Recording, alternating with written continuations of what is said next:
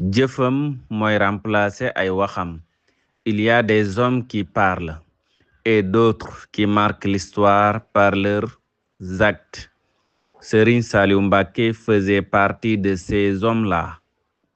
Hunaka rijalun yatakallamun wa hunaka rijalun yughayyiruna tariqa bi af'alihim. Serigne Saliou Mbacké kana min haula'i al-qala'il.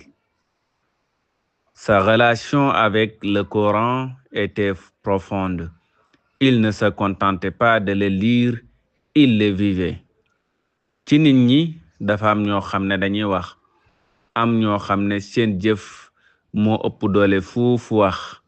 Serigne Saliou Mbacké ci ñooñu la bokkoon. Mu bëggoon lool alquran, xaritoo woon lool ak téereb yàlla bi ci anam goo xam ne lottu na làmmiñ tudd ko. Alquran Serigne Saliou nekkul ne jàng rek la ko daan def, mais daf ko daan dund. Le Coran n'est pas fait pour être récité seulement, il doit être vécu. Si le Coran est dans ton cœur, il doit se voir dans tes actes. Ma teg ci ne Alquran nekkul pour ñi di ko lire kese, danga ko war a dund, maanaam jëfee li ci nekk ci ay digle, di moytu li ci nekk ci ay tere, nekk jëmmi Alquran. Loolu la Serigne Saliou Mbacké defoon. Alquran bu nekkee sa xol dafay feeñ ci say jëf. kaanat alaqatuhu bil qur'ani amiqatan jiddan lam yakun yaqra'uhu faqat bal kaana yaishuhu. Alqur'anu laysa littilawati faqat bal liyuasha. ida kaana alqur'anu fi qalbik fala budda an yadhara fi af'alik. À Khelcom, il a formé des générations entières. Chez lui, le Coran allait toujours avec le travail et la discipline. Khelcom ay kuréel la fa yar, ñi nekk ay jullit xaqiqatan, waaye nekk ay taalibe yu dëggu tey dëggal, tegu ci yoonu murit di ko doxal. Ci njabootuk Serigne Saliou, Alquran ak liggéey ak yar bu mat sëkk moom lañ leeni ràññee. Apprends le Coran, mais apprends aussi à te fatiguer pour Allah. Le travail purifie l'âme comme le Coran éclaire le cœur. Jàngal Alquran, mais jàngal tamit di sonn di liggéey ngir yàlla. Alquran dafay raxas sa ruux, sellal ko, waaye leeral tamit sa xol. في Khelcom ربى أجيالا كاملة على القرآن والعمل والانضباط. تعلم القرآن وتعلم أن تتعب في سبيل الله. العمل يطهر النفس كما ينير القرآن القلب. Il n'imposait rien aux autres qu'il n'appliquait pas à ses propres enfants. Il vivait dans la simplicité proche du Coran. Lum daan digle dafay fekk moo say njëkk moom ak njabootam. Daf doon dundu ci oyof gu mat sëkk, jege lool Alquran, xaritoo ak moom. Éduque tes enfants par l'exemple, pas seulement par la parole. Celui qui n'éduque pas sa famille ne peut pas guider une communauté.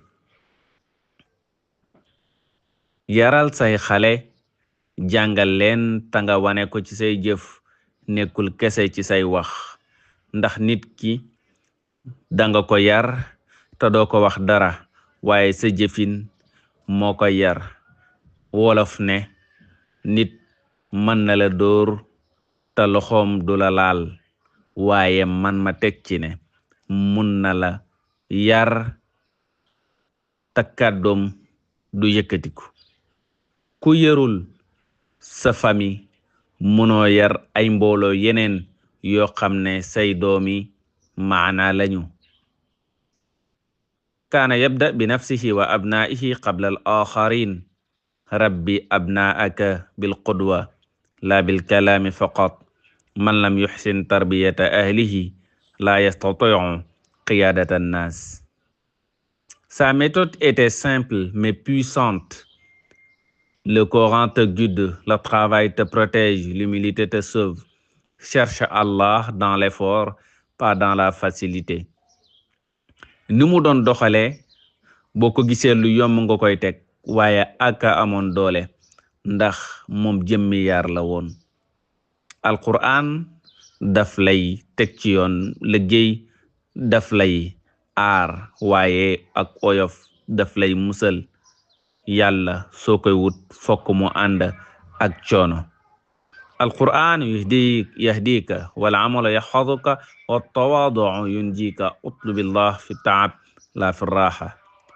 Ce bas monde est un champ, cultive-le pour l'au-delà.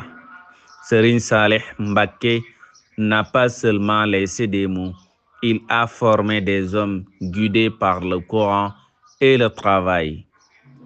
àdduna bu jeex bi, bu suufe bi, bu ñàkk solo bi, bu ñàkk njariñ bi, worekat bi tool la rek boo xam ne danga ko war a bay pour ëllëg.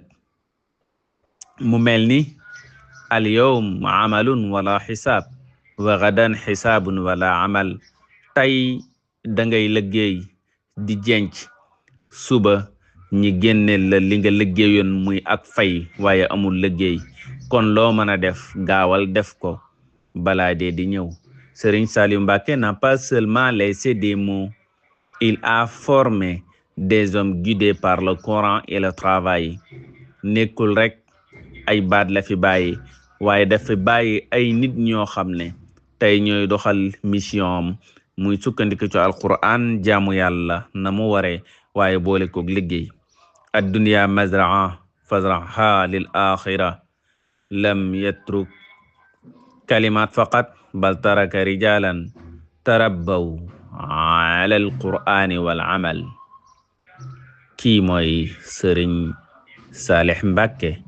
wax ci moom lu jafe la, lu duuf ci nag bi xajut ci cin li.